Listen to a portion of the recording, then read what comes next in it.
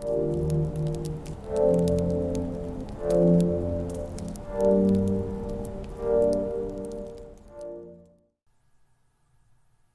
everybody, this is a video on how to quickly set up a NIRS Toolbox repository.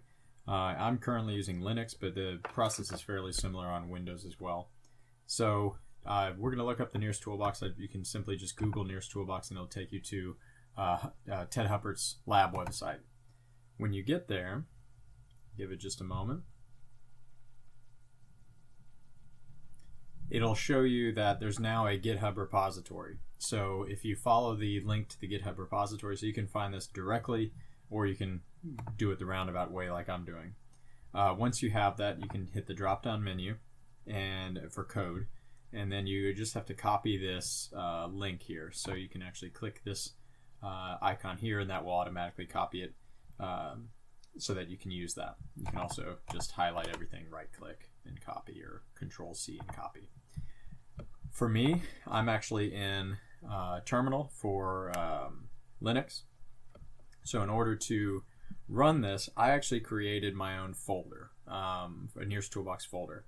You don't necessarily have to do this, but it's how I chose to do it. So using Linux, I can go back to my home directory and I can find my NIRS Toolbox folder. So I'm going to say CD, which stands for current directory, NIRS Toolbox, and it'll take me there. Once I have that, all I have to do is press Git and clone, and then I press my put in my link here.